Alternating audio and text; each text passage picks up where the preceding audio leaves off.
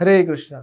સો આપણે ભગવદ ગીતા સ્ટડી કરી રહ્યા છે, જેમાં દરેક અધ્યાયનો એક આપણે ડિટેલ્ડ સ્ટડી કરી રહ્યા છે.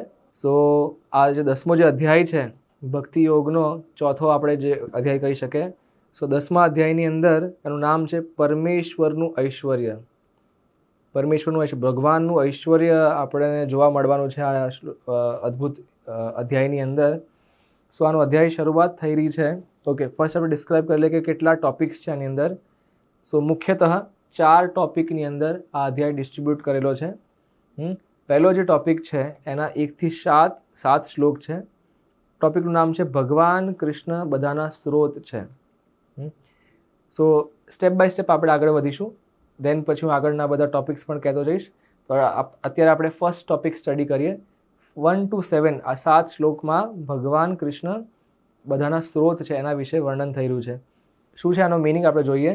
સો ફર્સ્ટ શ્લોક ઇઝ શ્રી ભગવાન ઉવાચ ભૂય એવ મહાબાહો શૃણુ મે પરમં વચઃ યત્તેહં પ્રિયમાનાય વક્ષ્યામિ હિતકામ્યયા. શ્રી ભગવાન ઉવાચ, ભગવાન કૃષ્ણ ભગવાન કહી રહ્યા છે, ભૂય એવ મહાબાહો શૃણુ મે પરમ વચઃ. હે મહાબાહુ અર્જુન, શૃણુ સાંભળ. શું સાંભળો? કે કેમ કે અહીંયા લખ્યું છે, ભગવાને લખ્યું છે, શું લખ્યું? પ્રિય માનાયા, કેમ કે તમે મને બહુ પ્રિય છો. એટલા માટે હું તમને અત્યારે મારા ગુણગાન વિશે તમને કહી રહ્યો છું કે એકચ્યુઅલી તમને એક જ્ઞાન આપી રહ્યો છું જે પરમ જ્ઞાન છે, અને એ તમારા માટે હિતકામ્યયા. તમારા હિતકામ્ય મીન્સ કે તમારા હિત માટે આ જ્ઞાન છે. આનો એક બહુ સરસ શ્લોક છે જે કહે છે કે જ્યાં સુધી આપણને ભગવાન કોણ છે ખબર ના હોય ત્યાં સુધી આપણે ભગવાન શરણાગત નહીં થઈએ. અને જ્યારે વ્યક્તિને ખબર પડી જાય કે અચ્છા ભગવાન છે, ઓટોમેટિક જ બધા નમન કરી જાય છે. માની લો કે તમારા ઘરે કોઈ આવ્યું હોય અને તમને ખબર જ ના હોય કે આ મોદીજી છે, જસ્ટ એક્ઝામ્પલ, તમે ક્યારેય જોયા ના હોય. સડનલી તમને કોઈ કહે કે અરે આ તો આપણા દેશના પ્રધાનમંત્રી છે, દેન ઓટોમેટિકલી તમારો હાવભાવ ચેન્જ થઈ જાય, તમારું બિહેવિયર ચેન્જ થઈ જાય. એ જ રીતે અત્યારે આપણને ભગવાનનું ઐશ્વર્ય શું છે આપણને ખ્યાલ નથી, પણ એટલા માટે અહીંયા ભગવાન કહી રહ્યા છે કે તારા હિતાર્થે એવું જ્ઞાન પ્રદાન કરીશ કે જે મેં અગાઉ સમજાવેલા જ્ઞાનથી પણ શ્રેષ્ઠ છે. હે ને? સો ભગવાન એક દિવ્ય જ્ઞાન હવે રજૂ કરી રહ્યા છે.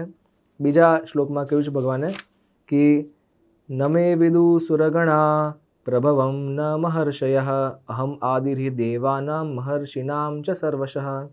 મેં કીધું આજનો ટોપિક શું છે કે ભગવાન બધાના સ્ત્રોત છે. સ્ત્રોત એટલે સોર્સ, જ્યાંથી બધાનો ઉદ્ભવ થયો છે. સો આ શ્લોકમાં ભગવાન કહે છે કે હું કોનો સ્ત્રોત છું? ભગવાન કહે છે કે અહમ આદિર્હિ દેવાનામ મહર્ષિનામ ચ સર્વશઃ.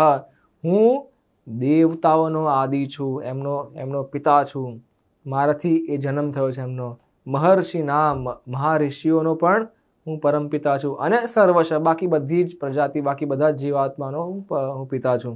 એ બધા મારા અંશ છે, ભગવાન કહી રહ્યા છે. અહમ આદિર્હિ દેવાનામ. સો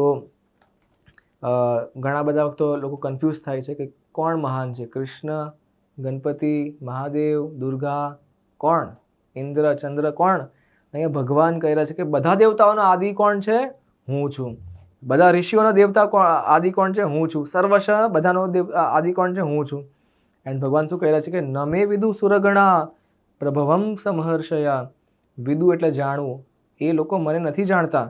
મારા પ્રભવ એટલે શું કહેવાય છે? પ્રભવનો મિનિંગ છે કે મારી ઉત્પત્તિ કે મારા ઐશ્વર્યો. મને જન્મ કોણે આપ્યો? મતલબ મારા સ્ત્રોત કોણ છે કે મારા ઐશ્વર્ય શું છે? કોઈને ખબર નથી. ઓફકોર્સ ભગવાનને કોઈને જન્મ નથી આપ્યો, ભગવાને જ બધાને જન્મ આપ્યો છે, એ વસ્તુ અલગ છે. પણ કહેવાનો મતલબ સુરગણા અને મહર્ષય, આ જે દેવતાઓ છે કે મહાઋષિઓ છે, એ કોઈ મારા ઐશ્વર્ય નથી જાણતું. ભગવાન કહી રહ્યા છે હું એમને જાણું છું કેમ કે હું એમનો પિતા છું, પણ એ મને નથી જાણતા. ભગવાન કહી રહ્યા છે. ત્રીજા શ્લોકમાં ભગવાન કહે છે યોમામ અજમ અનાદિમ ચ વેત્તિ લોક મહેશ્વરમ અસમૂઢા સમર્ત્યેષુ સર્વ પાપૈ પ્રમુચ્યતે. ત્રીજા શ્લોકમાં ભગવાન કહે છે કે એક સરસ શબ્દ વાપર્યો છે કે અસમૂઢા, જે મોહથી ઉપર ઉઠી ચૂક્યા જીવો છે, જે મોહ રહિત જીવો છે, એ લોકો જાણે છે કે ભગવાન યો મામ, ભગવાન કોણ છે? અજમ. અજમ એટલે જેમનો જન્મ નથી, અનાદિ, જેનો કોઈ આદિ, જેનો કોઈ બિગિનિંગ નથી. ઇનફેક્ટ એ બધાના બિગિનિંગ છે, બધાના આદિ છે. આદિ મીન્સ જન્મ આપવું, રાઈટ? સો ભગવાને બધાને જન્મ આપ્યો છે, હે ને? અજમ એટલે જ્યારે કંઈ પણ નહોતું ત્યારે ભગવાન હતા. ભગવાનનો જન્મ નથી, ભગવાન બધાના આદિ છે.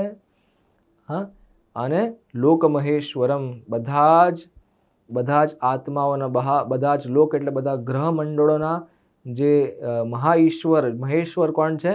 કૃષ્ણ છે. તો એવા મોહરહિત જીવો જેમને આ ભગવાનની આ વ્યાખ્યા ખબર છે, ભગવાનનું પદ ખબર છે, એના માટે ભગવાન કહે છે કે મર્ત્યેષુ સર્વ પાપૈ પ્રમુચ્યતે, એમને સર્વ પાપૈ પ્રમુચ્યતે, એમને મુક્તિ મળી જશે, એ પાપ રહિત થઈ જશે, એમના બધા જ પાપ નિષ્પાપ થઈ જશે. એ પાપનું જે ફળ જે મળવાનું છે બધું ઝીરો થઈ જશે. સો ભગવાન, આપણે જે ટોપિક છે કે ભગવાન બધાના સ્ત્રોત છે, તો અત્યાર સુધી આપણે જાણ્યું કે ભગવાન દેવતાઓના, મહારિષિઓના, આખા બ્રહ્માંડના ભગવાન સ્ત્રોત છે. અને ચોથા અને પાંચમા શ્લોકમાં ખબર પડી રહી છે કે ભગવાન એમની સાથે સાથે અલગ અલગ ગુણોના પણ સ્ત્રોત છે. જેમ કે અહીંયા લખેલું છે, હા, બુદ્ધિર જ્ઞાનમ અસમોહ, ક્ષમા સત્યમ દમ શમઃ, સુખમ દુઃખમ ભવો અભાવો, ભયમ ચ ભયમ એવ ચ, અહિંસા સમતા તુષ્ટિસ્તપો દાનમ યશો યશઃ, ભવંતી ભાવભૂતાનામ મત્ત એવ પૃથક વિદાહ. ભગવાન કહી રહ્યા છે કે જીવોના આ વિવિધ ગુણો મારા વડે જ ઉત્પન્ન થયેલા છે. કયા ગુણ છે? બુદ્ધિ મારાથી ઉત્પન્ન થયું છે, જ્ઞાન, સંશય, મોહથી મુક્તિ, ક્ષમાભાવ, સત્યતા, ઇન્દ્રિય નિગ્રહ, મનોનિગ્રહ એટલે ઇન્દ્રિયને કેવી રીતે કંટ્રોલ કરવી, મનને કેવી રીતે કંટ્રોલ કરવું, સુખ તથા દુઃખ, જન્મ મૃત્યુ, ભય અભય, અહિંસા, સમતા, તુષ્ટિ, તપઃ, દાન, યશ તથા અપયશ. આ બધા જે દૈવી ગુણો છે, એ બધા ભગવાન શું કહે છે કે આ બધા જ ગુણો મારા વડે જ ઉત્પન્ન થયેલા છે. તો આ દરેક જે શબ્દ આપેલા છે, જેમ કે બુદ્ધિ છે, જ્ઞાનનો મિનિંગ શું કહેવાય, મુક્તિ શું કહેવાય, ક્ષમાભાવ શું કહેવાય, એના વિશે પ્રભુપાદજીએ આ પુસ્તક છે ભગવદ્ ગીતા યથારૂપ, એના એક એક આપણે પેરેગ્રાફની અંદર, એક એક ફકરાની અંદર પ્રભુપાદે બહુ ડિટેલ્ડમાં એક્ઝામ્પલ સમજાવેલું છે. અત્યારે સમયના અભાવના કારણે આપણે એમાં નહીં જઈએ, પણ હું રિક્વેસ્ટ કરીશ કે તમે જ્યારે આ અધ્યાય વાંચી રહ્યા છો તો પ્લીઝ આ દરેકે દરેક બહુ બ્યુટિફુલ ચેપ્ટર છે, બહુ નાનો પણ છે, તો આપ પૂરેપૂરો અધ્યાય સ્ટડી કરો. થોડા મેઇન શ્લોકના અધ્યાય તાત્પર્ય મોટા છે, બાકી બધા તો બહુ સિમ્પલ નાનકડા જ આના મિનિંગ્સ આપેલા છે, તાત્પર્ય આપેલું છે. તો છઠ્ઠો શ્લોકમાં ભગવાન કહે છે, મહર્ષય સપ્ત પૂર્વે ચાત્વરો મનવસ્તથા મદભાવ મનસા જાતા યેષામ લોકા ઇમા પ્રજાઃ. ભગવાન કહે છે કે મહર્ષય સપ્ત, જે સપ્તઋષિ આપણે જે કહેતા હોય છે ને, જનરલી બધાનું ગોત્ર હોતું હોય છે. ગોત્ર મીન્સ એક ફેમિલી, એક પરંપરા, કે કયા કુલમાંથી તમે આવ્યા છો. તો જનરલી બધી જે પ્રજા છે એ આ સપ્તઋષિના ગોત્રમાંથી જ આવતા હોય છે. ઓફકોર્સ ઘણા બધા, મેજોરિટી બધા ભૂલી ગયા છે કે આપણો કયા ગોત્ર, આપણો ગોત્ર શું છે. કોઈ કહે છે કે પટેલ ગોત્ર, કોઈ કહે છે શાહ ગોત્ર. એ ગોત્ર અટક નથી હોતી. ગોત્ર મીન્સ સપ્તઋષિમાંથી તમે કયા ઋષિના પેઢીમાં તમે આવી રહ્યા છો.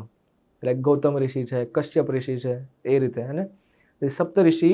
અને તો ભગવાન શું કહે છે કે જે સપ્તઋષિ અને એમના પહેલા જે ચાર બીજા ચત્વારો મનવઃ, તે ચાર બીજા જે ઋષિ થયા છે, જેમનું એ બેઝિકલી કોણ છે? બ્રહ્માજીના માનસ પુત્ર સનક, સનાતન, સનંદન અને સનતકુમાર. તો આ ભગવાન કહે છે કે મદભાવ માનસા જાતા, આ બધા મારા મનથી પ્રકટ થયેલા છે. યેષામ લોક ઇમા પ્રજાઃ, તો એમના ઓફકોર્સ ચાર જે સનતકુમાર, જે ચાર જે ઋષિ છે એ તો આદિ બ્રહ્મચારી છે, એટલે એમના તો કોઈ સંતાન છે નહીં. પણ જે સપ્ત ઋષિ છે એમના મેરેજ થયા, પછી એમના બાળકો થયા, પછી એમના બાળકો, તો લાઈક દેટ પ્રજા વધતી ગઈ. તો જેટલી પણ પ્રજા છે એ આમનાથી જ આવેલી છે, અને આ રીતે આખી પૃથ્વી અને બ્રહ્માંડને એમને ભર્યું છે. 7મો શ્લોક છે, એતમ વિભૂતિમ, યસ, આ લાસ્ટ શ્લોક છે આપણા ટોપિકનો. એતમ વિભૂતિમ યોગમ ચ મમ યો વેતિ તત્વતઃ સો વિકલ્પેન યોગેન યુજ્યતે નાત સંશયા. હે ને? મેં હમણાં વાત કરી હતી કે આપણને ખબર નથી એટલા માટે આપણે ભગવાનને શરણાગત નથી થઈ રહ્યા. એ જ રીતે અહીંયા લખેલું છે એતમ વિભૂતિમ યોગમ ચ. જે વ્યક્તિ ભગવાનના જે વિભૂતિ ભગવાનનું ઐશ્વર્ય જાણી રહે છે, તત્વત રિયલમાં તત્વમાં જાણે છે, વેત્તિ તત્વતઃ, વેત્તિ એટલે જાણવું, તો અહીંયા લખ્યું છે કે સો અવિકલ્પેના યોગેના, એમની ભક્તિ એટલી સુદૃઢ, સ્થિર, દૃઢતાપૂર્વક એ ભક્તિ કરશે. ભગવાન કહે છે કે યુજ્યતે ન અત્ર સંશય, આમાં કોઈ જ પ્રકારનો સંશય, ડાઉટ નથી. બહુ સરસ આનું ટ્રાન્સલેશન છે. અહીંયા લખ્યું છે કે જે મનુષ્ય મારા આ ઐશ્વર્ય તથા યોગને વિશે ખરેખર દૃઢ વિશ્વાસ ધરાવે છે તે મારી અનન્ય ભક્તિમાં સંલગ્ન થાય છે. જે મનુષ્ય મારા ઐશ્વર્ય તથા યોગને વિશે ખરેખર દૃઢ વિશ્વાસ ધરાવે છે તે મારી અનન્ય ભક્તિમાં સંલગ્ન થાય છે, આ વિશે લેશ માત્ર શંકા નથી. સો આપણે શરણાગત નથી થયા કારણ કે આપણને ભગવાનના ઐશ્વર્ય નથી ખબર. જો ભગવાનના ઐશ્વર્ય શું છે આપણને ખબર પડી જાય, એ જ સેકન્ડ, એ જ ક્ષણે આપણે ભગવાનને શરણાગત થઈ જઈશું. સો પહેલો જે ટોપિક છે 1 થી 7મા શ્લોકમાં, એમાં ભગવાન કૃષ્ણ બધાના સ્ત્રોત છે એના વિશે વર્ણન થયું છે. કોના કોના? બીજા શ્લોકમાં દેવતા, મહારિષિ અને બધા જીવાત્માના, અને ચોથા અને 5મા શ્લોકમાં બધા જે દૈવિક ગુણો છે એના વિશે. સો હવે સેકન્ડ ટોપિક આ અધ્યાયનો છે 8 થી 11, 4 શ્લોક. આને ઇન શોર્ટ પ્રભુપાદજી કહે છે કે આ ગીતાનો સાર છે. હા, ગીતાનો સાર છે. ચતુઃ શ્લોકી ભગવદ્ ગીતા એવું કહેવામાં આવે છે કે ગીતાને જો સંક્ષિપ્તમાં જો સમજવું હોય, તમે આ 4 શ્લોક સમજી જાઓ, તમને ગીતા આવડી ગઈ. યસ, ગીતામાં કોઈને લાગતું બહુ ડિફિકલ્ટ છે, બહુ ડિફિકલ્ટ છે, આ શ્લોક 4 શ્લોક તમે સમજી જાઓ, ગીતા તમને, તમારા માટે ગીતા પૂરી થઈ ગઈ. પણ સમજવું દેટ મીન્સ કે આનો સાક્ષાત્કાર થવું, કે આ એકચ્યુઅલી શું છે. સાંભળવા માટે તમે સાંભળી લેશો, સમજવામાં તમે સમજી જશો, પણ આનું સાક્ષાત્કાર થવું બહુ ઇમ્પોર્ટન્ટ છે. તો ઇન શોર્ટ જો આ 700 શ્લોકને મને એકદમ કન્સાઇઝ, એકદમ કેપ્સ્યુલ રૂપમાં આપવા હોય, 8, 9, 10, 11, 10મા અધ્યાયના આ ચતુશ્લોકી ભગવદ્ ગીતા છે. શું છે આ? તો આપણે જોઈશું. 8મો જે શ્લોક છે એમાં ખબર પડી રહ્યું છે કે ભગવાન કૃષ્ણ સર્વોપરી છે, એમના ઉપર કોઈ નથી. શું લખ્યું છે અહીંયા? અહમ સર્વસ્ય પ્રભવો મત્ત સર્વમ પ્રવર્તતે. આ સનાતન સત્ય છે કે ભગવાન કહે છે કે અહમ, મારાથી, સર્વસ્ય પ્રભવો, જેટલું પણ આ ભૌતિક જગત છે, આધ્યાત્મિક જગત છે, એ બધું મારાથી ઉત્પન્ન થઈ રહ્યું છે, મારાથી એનો ઉદ્ભાવ થઈ રહ્યો છે. મત્ત સર્વમ પ્રવર્તતે, વિકસિત થઈ રહ્યું છે, વધી રહ્યું છે. અને ભગવાન કહે છે ઇતિ મત્વા ભજન્તે મામ. મત્વા એટલે જાણવું, જેને આ જ્ઞાન ખબર છે. ભજન્તે મામ, એ મારી પૂજા કરે છે. શું લખ્યું છે? એવો મામ બુધા ભાવ સમન, બુધા એટલે બુદ્ધિ, એવો બુદ્ધિમાન વ્યક્તિ મારી પૂજા અર્ચના કરે છે, મારી ભક્તિ કરે છે. અને કેવી રીતે? ભાવ સમન્વિતા, બહુ ધ્યાનપૂર્વક મારી ભક્તિ. ભાવ સમન્વિતા એટલે મારી બહુ ધ્યાનપૂર્વક ભક્તિ કરે છે. દેટ મીન્સ જે ભગવાનની પોઝિશન જાણે છે એ બુદ્ધિમાન વ્યક્તિ છે, એન્ડ એ બહુ ધ્યાનપૂર્વક ભગવાનની ભક્તિ કરે છે. સો 8મો શ્લોક શું છે કે ભગવાન સર્વોપરી છે, એની વ્યાખ્યા કરેલી છે. 9મો જે શ્લોક છે બહુ બ્યુટીફુલ શ્લોક છે કે ભગવાન ખબર પડી કે ભગવાન શું છે ખબર પડી ગઈ. 9મો શ્લોક છે મચ્ચિત્તા મદગત પ્રાણા બોધયંત પરસ્પરમ કથયંતશ્ચ મામ નિત્ય તુષ્યંતિ ચ રમંતિ ચ. અહીંયા શુદ્ધ ભક્તોના વિશે વાત થયેલી છે કે એમનું લક્ષણ કેવા છે. અહીંયા લખ્યું છે મચ્ચિત્તા, એમનું જે ચિત્ત છે એ મારી અંદર લીન થઈ ચૂક્યું છે. એમના બધા વિચારો, એમનું કન્ટિન્યુઅસ એમના મગજમાં એક જ વિચાર છે કે ભગવાનની સેવા કઈ રીતે કરવી, કેવી રીતે એમને આનંદ આપવો, એમના માટે હું શું કરી શકું. અને હંમેશા એમના મોઢાથી એક જ સવાલ કે ભગવાન તમારા માટે હું શું કરી શકું. કન્ટિન્યુઅસલી જસ્ટ લાઈક એક માં એના નવજાત શિશુ માટે 24 કલાક વિચારતી હોય કે ભૂખ્યો થયો હશે, આને સ્નાન કરાવડાવું, એને અહીંયા લઈ જાઉં, ત્યાં લઈ જાઉં, આના માટે આવું કરું, તેવું કરું. જસ્ટ લાઈક એક માની મમતા એના પુત્ર માટે, પુત્રી માટે આટલી બધી હોય છે. એ જ રીતે ભગવાન અહીંયા શું કહે છે કે એમના ભક્તોની અંદર પણ એવો પ્રેમ છે ભગવાન પ્રત્યે. એટલા માટે મચ્ચિત્તા, અહીંયા શું લખ્યું છે મદગત પ્રાણા, એમનો પ્રાણ ભગવાન તરફ આકર્ષિત થઈ ગયો છે અને ભગવાનના સિવાય બીજું કંઈ જ એમના મનમાં વિચાર નથી. મદગત પ્રાણા, એમના પ્રાણ જે છે ભગવાનની અંદર લીન થઈ ગયા છે.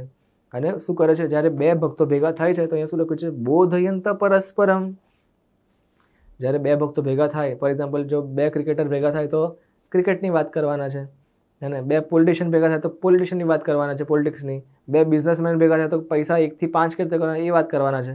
સેમ રીતે બોધયંત પરસ્પરમ, કે એ લોકો એકબીજાને બોધ આપે છે, વાતો કરે છે. કથયંતશ્ચ મામ નિત્ય નિત્ય ભગવાનની કથા ચાલી રહી છે. અને તુષ્યંતી ચ રમંતી ચ, આનાથી બહુ એમને ખૂબ આનંદ આવી રહ્યો છે.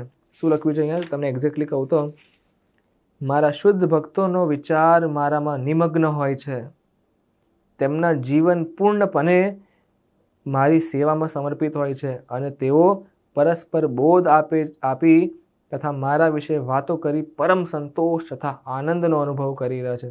તો તુષ્યંતી એટલે સંતુષ્ટ થવું, રમંતી એટલે આનંદ અનુભવ કરવો. સો ભગવાનના ભક્તો હંમેશા ભક્તિમાં હંમેશા આનંદમય જ જીવન વિતાવતા હોય છે.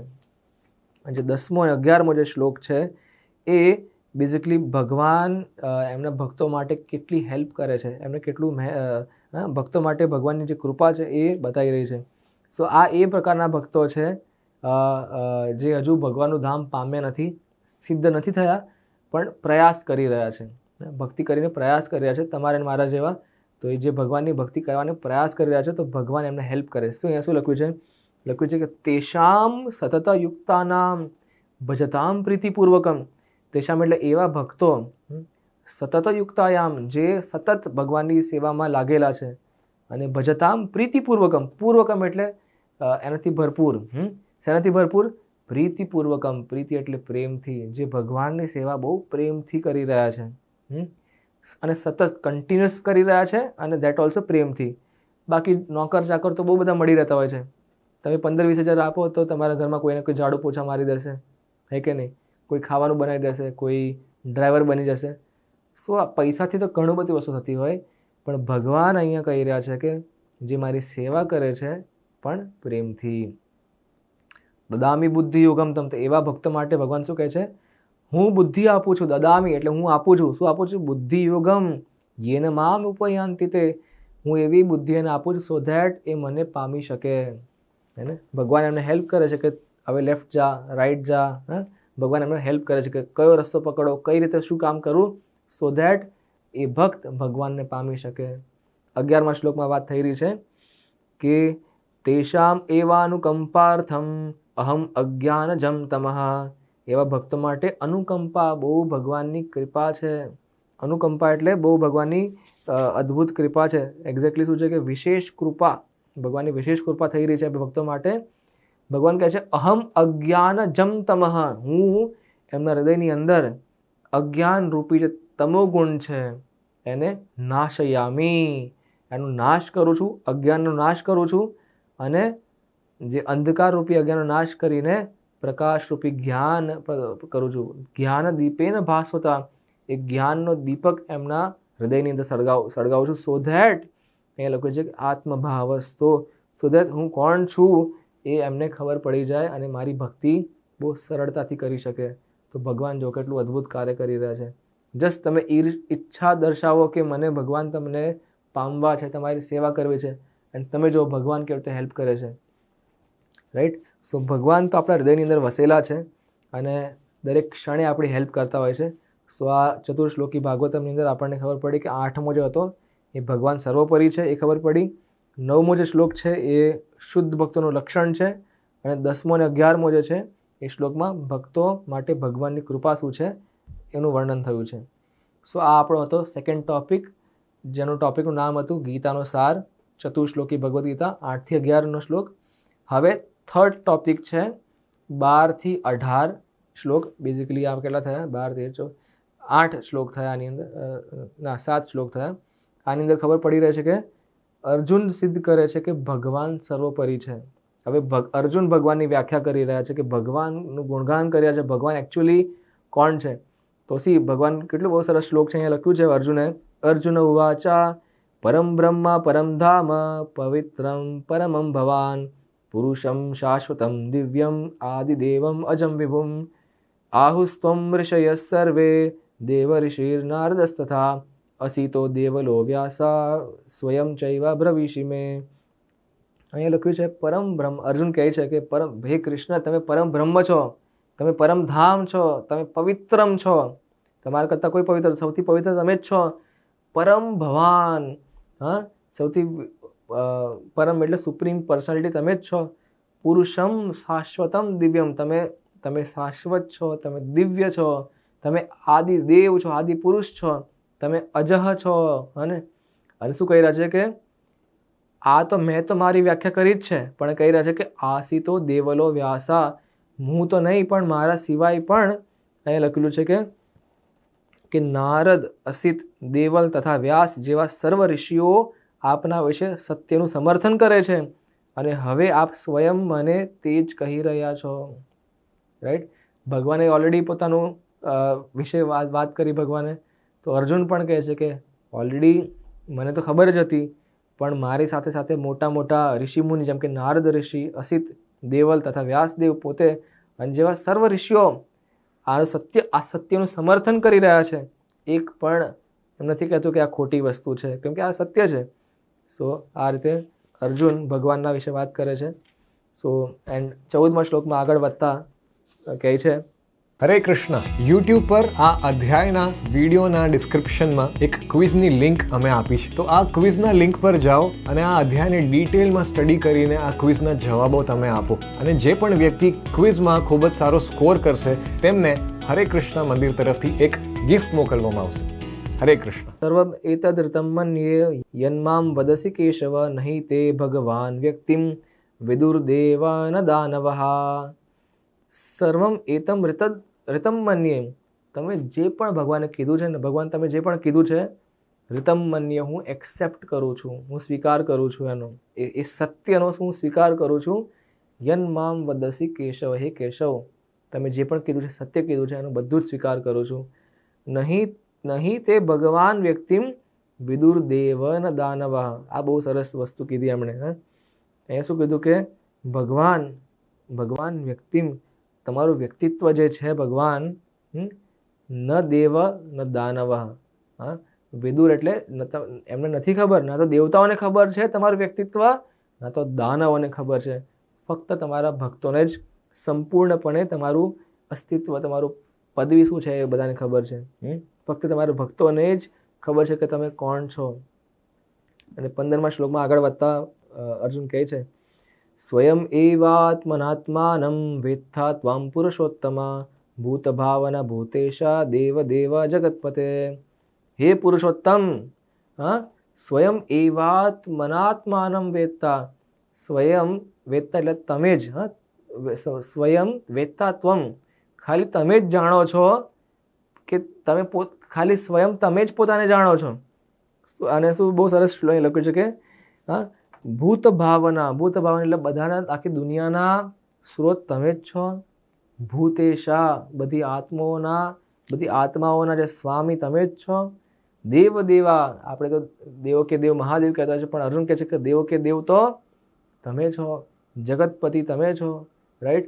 સો એ રીતે અર્જુન ભગવાનની બહુ સરસ સુંદર સ્તુતિ કરી રહ્યા છે કે હે પુરુષોત્તમ, હે સર્વના ઉદ્ભવ સ્થાન, હે સમસ્ત જીવોના સ્વામી, હે દેવોના દેવ, હે વિશ્વના સ્વામી, એકમાત્ર આપ જ પોતાની અંતરંગ શક્તિથી પોતાને જાણો છો, બીજા કોઈ નહીં. 16મો શ્લોક છે, વક્તુમ અર્હસી અશેષેના દિવ્યા હિ આત્મવિભૂતયઃ યાભિર્વિભૂતિભિર લોકાન ઇમામ સ્ત્વમ વ્યાપ્ય તિષ્ઠસી. હવે અર્જુન કહી રહ્યા છે કે મને તો થોડો ઘણો ખ્યાલ આવી ગયો છે, છતાં પણ મને ઓર જાણવું છે કે તમારું ઐશ્વર્ય, તમારી વિભૂતિ શું છે, તમે કોણ છો એ મને ઓર ડિટેલમાં મને જાણવું છે. તો હવે પ્લીઝ તમે તમારું થોડું ઓર વર્ણન કરો તો સો દેટ મને ખ્યાલ આવે. અહીં લખ્યું છે કે વક્તુમ અર્હસી અશેષેના, કંઈ પણ બાકી ના રાખો, અશેષેના કંઈ પણ બાકી ના રાખો, પ્લીઝ તમે તમારા મુખેથી થોડું કહો, તમારી દિવ્ય વિભૂતિ શું છે, હા, આત્મવિભૂતય, હા, એ શું છે એ મને પ્લીઝ બતાવો. યાવીર વિભૂતિભીર લોકાન ઇમામ સ્ત્વમ વ્યાપ્ય તિષ્ઠસી. તે આપના દૈવી ઐશ્વર્ય વિશે કૃપા કરીને મને વિગતવાર કહો. એન્ડ 17-18માં પણ સેમ વસ્તુ કહે છે કે હે કૃષ્ણ, હે પરમ યોગી, હું કેવી રીતે આપનું સતત ચિંતન કરું અને કેવી રીતે આપને જાણી શકું. કેશુ કેશુ ચ ભાવેશુ, કેશુ એટલે કે કયા રૂપમાં તમારું સ્મરણ કરી શકું. હે પૂર્ણ પુરુષોત્તમ પરમેશ્વર, આપનું સ્મરણ કયા કયા રૂપોમાં કરવામાં આવી શકે, સો ધેટ જો તમને ખબર પડે. ફોર એક્ઝામ્પલ આગળ આવશે, ભગવાન કહે છે કે પર્વતોમાં હું મેરુ પર્વત છું. તો જ્યારે તમે મેરુ પર્વતને જુઓ તમને કૃષ્ણનો આભાસ થઈ રહ્યો છે. અને મંત્રમાં તમને ઓમ, જ્યારે તમે ઓમ સાંભળો તમને ખબર પડવી જોઈએ કે અરે ઓમ મીન્સ કૃષ્ણનો મંત્ર છે આ તો, હે કે નહીં. પાંડવની અંદર અર્જુન છે. સો એ રીતે હવે આપણે સ્ટડી કરીશું. પણ કહેવાનો મતલબ કે જ્યારે આપણે આવા ભગવાનની વિભૂતિ, ભગવાનનું ઐશ્વર્ય ખબર પડશે તો એ વસ્તુ જાણીને આપણું ભગવાન પ્રત્યેનું જે ધ્યાન છે ઓર બલવાન થશે. આપણે ભગવાનને ઓર નિકટતાથી જોઈ શકીશું અને એમનું ધ્યાન કરી શકીશું આપણે. સો એટલા માટે અહીંયા કહી રહ્યા છે આગળ પણ કે 18મા શ્લોકમાં પણ શું કહે છે, વિસ્તારિણાત્મનો યોગમ વિભૂતિમ ચ જનાર્દન. હે જનાર્દન, વિસ્તરા આત્મનો, વિસ્તારમાં બતાવો આપની વિભૂતિ, આપનું આત્મન વિભૂતિ પ્લીઝ વિસ્તારમાં બતાવો. ભૂય કથય તૃપ્તિર્હિ શૃણ્વતો ન અસ્તિ મે અમૃતમ. તમારી જે અમૃતમય કથા છે, તમારું જે અમૃતમય જે વર્ણન છે, ભગવાન કહે છે કે અર્જુન કહે છે કે ન અસ્તિ તૃપ્તિહિ, મને સંતુષ્ટ નથી પામી રહ્યો, મને ઓર સાંભળવું છે. એ જનાર્દન, આપ કૃપા કરી ફરીથી આપના યોગ સામર્થ્ય તથા ઐશ્વર્યનું વિસ્તારથી વર્ણન કરો. હું આપના વિશે શ્રવણ કરવામાં ક્યારેય તૃપ્ત થતો નથી, કેમ કે જેમ હું આપના વિશે વધુ સાંભળું છું તેમ આપના શબ્દરૂપી અમૃતનું વધુને વધુ આસ્વાદન કરવા ઈચ્છું છું.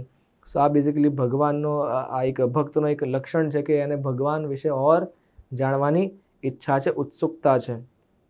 તો હવે ભગવાનનું આન્સર આવી રહ્યો છે અને એ આપણો આજના અધ્યાયનો ફાઇનલ ટોપિક છે. ખાસો મોટો ટોપિક છે. ફોર્થ ટોપિક છે આપણા અધ્યાયનો, એ છે 19 થી 42મો શ્લોક. આખું ચેપ્ટર જ આપણે એક જ ટોપિકમાં લઈ લીધું છે અને એ છે કૃષ્ણની વિભૂતિઓનું વર્ણન.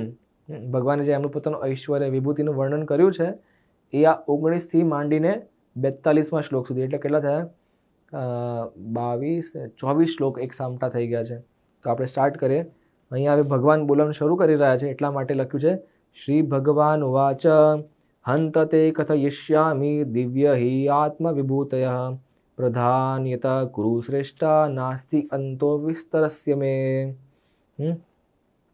પૂર્ણ પુરુષોત્તમ પરમેશ્વર બોલ્યા, હવે હું તને મારા ફક્ત મુખ્ય વૈભવયુક્ત રૂપોનું વર્ણન સંભળાવીશ, કારણ કે હે અર્જુન મારું ઐશ્વર્ય અપાર છે. અહીં લખ્યું છે કે હું આત્મવિભૂત, હું મારું વર્ણન કરીશ, પણ પ્રધાન્યતઃ જે મેન જે ઐશ્વર્ય છે એનું વર્ણન કરીશ. હે કુરુશ્રેષ્ઠ, નાસ્તિ અત્ર વિસ્તરસ્ય મેં, કેમ કે મારું તો ઐશ્વર્ય અનલિમિટેડ છે. હું બોલવાનું ચાલુ કરું તો સમય પતી જશે પણ મારું વર્ણન સ્ટોપ નહીં થાય. સો એક નાનકડું તમને જસ્ટ એક ઝાંખી આપવા માટે ભગવાન થોડું ઘણું બોલવાનું શરૂ કરી રહ્યા છે. સો 20th શ્લોક પણ આપણે 20મો શ્લોક પણ આપણે વાંચીશું. અહમ આત્મા ગુડાકેશા સર્વભૂતાશયા સ્થિતઃ અહમ આદિશ્ચ મધ્યમ ચ ભૂતાનામ અંત એવ ચ. ભગવાન કહે છે કે હે અર્જુન, હું જીવ માત્રના હૃદયમાં સ્થિત પરમાત્મા છું. અહમ આત્મા સર્વભૂતાશયા સ્થિતઃ, હું જે આત્મા છું, કેવી આત્મા છું, ભૂતાશયા સ્થિત, દરેક જીવના હૃદયમાં સ્થિત છું. દેટ મીન્સ હું આત્મા, મારી આત્માની પણ પરમાત્મા છે, સુપ્રીમ આત્મા છે મારી આત્મા. અહમ આદિશ્ચ મધ્યમ ચ ભૂતાનામ અંત એવ ચ, હું જ સમસ્ત જીવોનો આદિ, મધ્ય તથા અંત છું. મારા સિવાય અને મારા પરે બીજું કંઈ નથી. સો હવે ભગવાનની વિભૂતિ શરૂ થઈ રહી, જેમ કે લખ્યું છે આદિત્યાનામ અહમ વિષ્ણુર જ્યોતિષમ રવિર અંશુમાન મરીચિર મરુતામસ્મિ નક્ષત્રાણમ અહમ શશી. આદિત્યોમાં હું વિષ્ણુ છું. જેમ કે 12 આદિત્ય છે, અદિતિના પુત્ર આદિત્ય, સો એમાંના એક કોણ છે, વામનદેવ, એટલા માટે વિષ્ણુ છું. જ્યોતિઓમાં હું તેજસ્વી સૂર્ય છું. મરુતોમાં હું મરીચી છું અને નક્ષત્રમાં હું ચંદ્ર છું. તો એ રીતે ભગવાન દરેકની અંદર પોતાનું એક્ઝામ્પલ આપી રહ્યા છે. જેમ કે વેદાનામ સામવેદોસ્મિ દેવાનામ અસ્મિ વાસવઃ ઇન્દ્રિયાનામ મનસશ્ચાસ્મિ ભૂતાનામ અસ્મિ વિચેતના. લખ્યું છે કે વેદોમાં હું સામવેદ છું, દેવોમાં હું સ્વર્ગનો રાજા ઇન્દ્ર છું, ઇન્દ્રિયોમાં હું મન છું તથા સમસ્ત જીવોમાં રહેલી પ્રાણ શક્તિ ચેતના હું જ છું.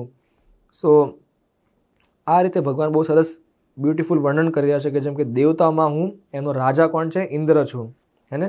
ઇન્દ્રિયોમાં હું મન છું. So basically best of the best જે એક્ઝામ્પલ છે એ ભગવાનનું એક વિભૂતિ, ભગવાનની એક ઐશ્વર્ય છે. અહીં લખ્યું છે આગળ 23મા શ્લોકમાં, વસુનામ પાવકશ્ચસ્મિ મેરુ હું શિખરિણામહમ. હા, હું સર્વ રુદ્રોમાં શિવજી છું, યક્ષો અને રાક્ષસોમાં ધનપતિ કુબેર હું છું, વસુઓમાં અગ્નિ હું છું અને બધા પર્વતોમાં મેરુ હું જ છું. સો બેઝિકલી આનો મિનિંગ એ નથી કે રુદ્રોમાં એકચ્યુઅલી ભગવાન શિવ થઈ ગયા છે, એવું નથી. આનો મિનિંગ બેઝિકલી શું છે? આનો મિનિંગ એ છે કે આને જોઈને તમને આભાસ થાય છે કે આ જે શક્તિ છે એ ભગવાનની શક્તિ છે. સો આને બેસ્ટ ઓફ ધ બેસ્ટ વસ્તુ આપણને આભાસ કરાવે છે કે આ ભગવાનની શક્તિ વિના અસંભવ છે. જેમ કે એ લખ્યું કે બધા પર્વતોમાં હું મેરુ છું, મતલબ મેરુ હાઈએસ્ટ પર્વત છે. તો આનો મિનિંગ શું થયો? આનો અર્થ એ થયો કે આ જે હાઈએસ્ટ, જે ટોપમોસ્ટ, જે બેસ્ટ ઓફ ધ બેસ્ટ પર્વત છે એ શક્તિ કેવી રીતે મળી? ભગવાને આપી છે. એને જોઈને તમને ભગવાન યાદ આવવા જોઈએ કે વાહ શું પર્વત છે. ભગવાન, આ પર્વત કોને બનાવ્યો? ભગવાન કૃષ્ણએ બનાવ્યો છે. આટલો બ્યુટીફુલ કેમ છે? કૃષ્ણએ બનાવ્યો છે. આ ટેસ્ટી કેમ છે? કૃષ્ણએ ટેસ્ટ આપ્યો છે. આ બ્યુટીફુલ કેમ? દરેક વસ્તુમાં તમને કૃષ્ણનો આભાસ, તમે કણ કણમાં, દરેક જ્યાં તમારી નજર પડે ત્યાં તમને કૃષ્ણનો આભાસ થઈ શકે છે, હે કે નહીં? સો એ રીતે ભગવાન આગળ બતાવી રહ્યા છે. જેમ કે હે અર્જુન, પુરોહિતોમાં હું બૃહસ્પતિ છું, સેના નાયકોમાં હું કાર્તિકેય છું, જળાશયોમાં હું સમુદ્ર છું. ફોર એક્ઝામ્પલ કોઈ, જેમ કે for example take Shahrukh Khan. તો શાહરુખ ખાન બહુ ફેમસ એક્ટર છે, હે કે નહીં? તો શાહરુખ ખાન ફેમસ એક્ટર છે, બહુ ધનવાન છે, ફેમસ છે, લુક્સ ને ઓલ દેટ એ બધું છે for example.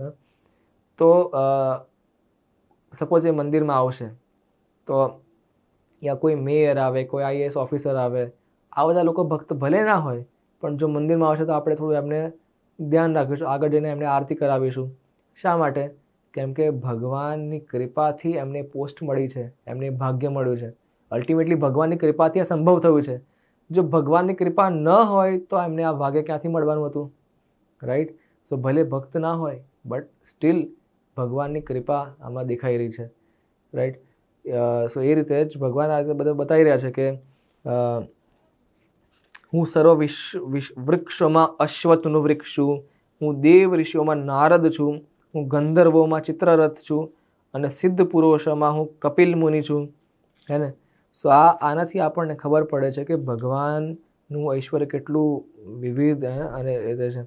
So best of the best વસ્તુ કંઈ હોય તો એ આપણને ખબર પડવી જોઈએ કે આમાં ભગવાનની કૃપા છે. એ રીતે થોડું એક અલગ તમને એક એક્ઝામ્પલ આપું. 36મો શ્લોકમાં કહે છે ભગવાન કે 36મો શ્લોક, યસ, દ્યુતમ ચલયતામ અસ્મિ તેજસ તેજસ્વિનામહમ, જયો અસ્મિ વ્યવસાયો અસ્મિ, સત્વમ સત્વવતામ અહમ. દ્યુતમ એટલે જુગાર રમો, ગેમ્બલિંગ. દ્યુતમ છલયતામ અસ્મિ, જો કોઈને છલ કરવું હોય, હું છળ કપટ કરનારોમાં દ્યુત છું. છળ કપટની જે વસ્તુ હોય અંદર હું ગેમ્બલિંગ, જુગારવાળી ગેમ છું. હા, તો ભગવાને આ એક્ઝામ્પલ કેમ આપ્યો? કેમ કે ભગવાન દરેક વસ્તુમાં બેસ્ટ છે. જો કોઈને ચીટિંગ કરવી જ હોય તો ભગવાન સૌથી મોટા ચીટર પણ એ જ છે, હે ને. તો એ રીતે ભાઈ અહીંયા પ્રભુપાદે લખ્યું છે કે બ્રહ્માંડભરમાં અનેક પ્રકારના દૂતારા હોય છે. સર્વ છળકપટમાં ધૂત સર્વોપરી છે, તેથી તે કૃષ્ણનું પ્રતિનિધિત્વ કરે છે. પરમેશ્વર તરીકે કૃષ્ણ કોઈ પણ સામાન્ય મનુષ્ય કરતાં વધુ છળકપટ કરનારા થઈ શકે છે. જો કૃષ્ણ કોઈ મનુષ્યને છેતરવા ધારે તો તેમનાથી કોઈ શ્રેષ્ઠ થઈ શકે નહીં. તેમની મહાનતા માત્ર એકાંગી નથી પણ સર્વતોમુખી છે. ખાલી એક સાઈડેડ ભગવાનની મહાનતા નથી, દરેક સાઈડે ભગવાનની કૃપા મહાનતા છે. સો આવી રીતે બહુ સરસ આમાં બતાવ્યું છે. તો તમે આ દરેક શ્લોક સ્ટડી કરજો. ઘણા બધા શ્લોક આપણે સ્કીપ કર્યા કેમ કે એ આપણા સ્ટડી માટે છે. બહુ સિમ્પલ છે પણ હવેના 4-5 શ્લોક મેઇન છે અને આપણો અધ્યાય પણ ફિનિશ થઈ રહ્યો છે. તો 37મા શ્લોકમાં લખ્યું છે કે વૃષ્ણિનામ વાસુદેવો અસ્મિ પાંડવાનામ ધનંજયા મુનિનામ અપી અહમ વ્યાસ કવિનામ ઉશના કવિ. હું વૃષ્ણિ વંશીઓમાં વાસુદેવ તથા પાંડવોમાં હું અર્જુન છું. અર્જુનને કહી રહ્યા છે ને ભગવાન એમને જ કહે છે કે હું પાંડવમાં હું અર્જુન છું. હું સર્વ મુનિઓમાં વ્યાસ છું તથા મહાન વિચારકોમાં ઉશના શુક્રાચાર્ય છું. રાઈટ. સો ભગવાન પોતાનું પણ આની અંદર વર્ણન કર્યું છે કે હું વૃષ્ણિ વંશીઓમાં વાસુદેવ છું, કેમ કે ભગવાન કરતાં સર્વોપરી કોણ હોઈ શકે. રાઈટ. સો ભગવાન કહે છે વૃષ્ણિ વંશી જે પરંપરા છે એમાં સર્વશ્રેષ્ઠ કોણ છે?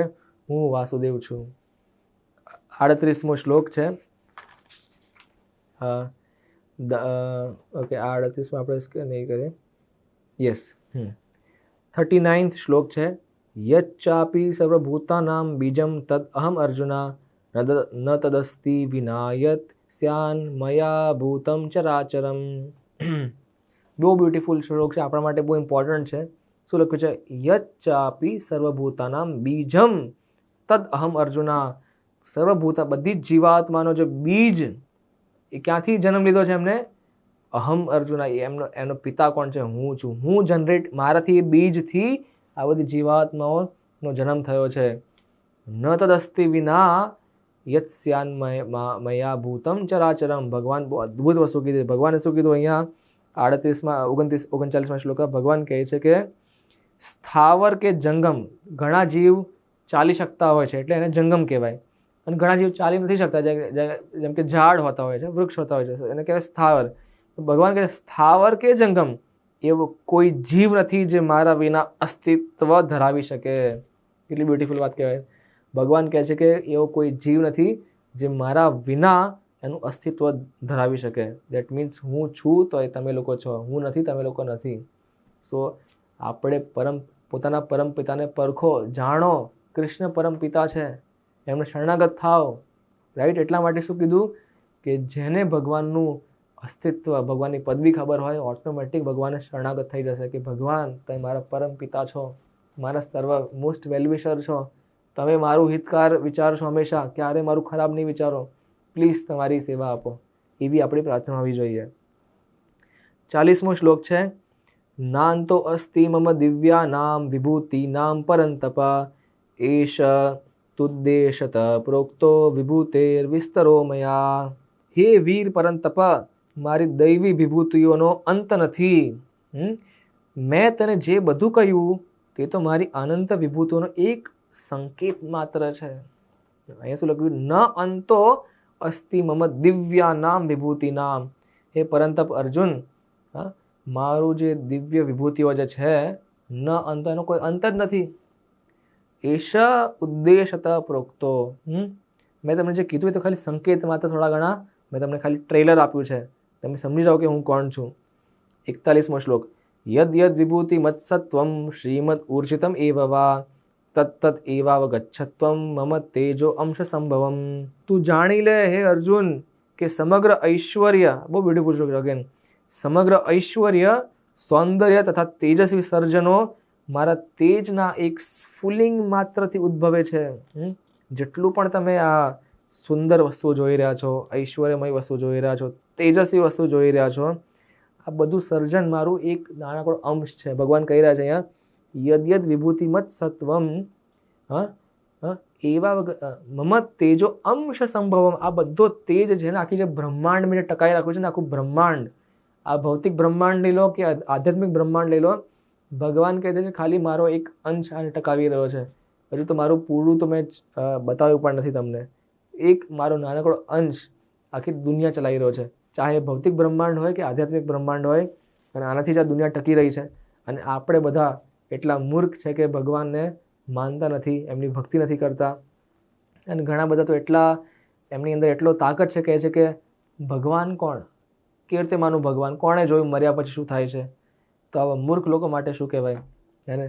એટલા માટે ભગવાને હમણાં આગળ કીધું હતું કે એમનું પતન થવું નિશ્ચિત છે. સો ફાઇનલ શ્લોક છે 42મો શ્લોક આ અધ્યાયનો, 10મા અધ્યાયનો. અથવા બહુ નૈતે નામ કિમ જ્ઞાતેન તવાર્જુના વિષ્ટભ્યાહમ ઇદમ કૃત્સ્નમ એકામ શેનો સ્થિત જગત. સેમ વસ્તુ અહીંયા ફરીથી ભગવાન કહી રહ્યા છે કે પરંતુ હે અર્જુન, આ સર્વ વિગતવાર જ્ઞાનની શું જરૂર છે? આટલું બધું મેં તમને જ્ઞાન કીધું, હા, કઈ જરૂર તમને લાગે છે?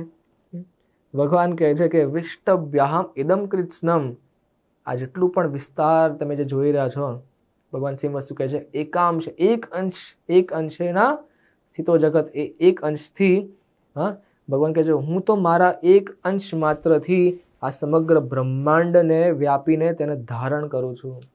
મારા એક અંશ દરેક કણ કણમાં વસેલો છે. આટલો વિશાળ બ્રહ્માંડ મારા માટે કંઈ નથી.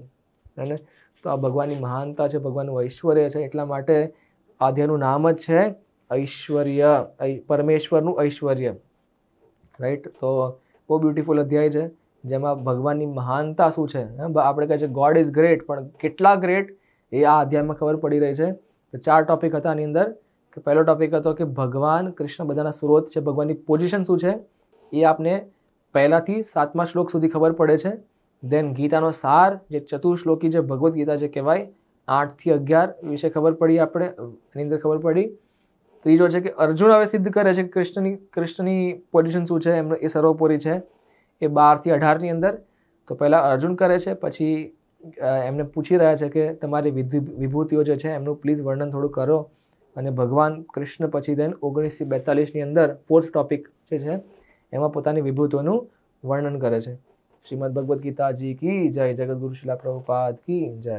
હરે કૃષ્ણ. યુટ્યુબ પર આ અધ્યાયના વિડીયોના ડિસ્ક્રિપ્શનમાં એક ક્વિઝની લિંક અમે આપી છે. તો આ ક્વિઝના લિંક પર જાઓ અને આ અધ્યાયને ડિટેલમાં સ્ટડી કરીને આ ક્વિઝના જવાબો તમે આપો. અને જે પણ વ્યક્તિ ક્વિઝમાં ખૂબ જ સારો સ્કોર કરશે તેમને હરે કૃષ્ણ મંદિર તરફથી એક ગિફ્ટ મોકલવામાં આવશે. હરે કૃષ્ણ.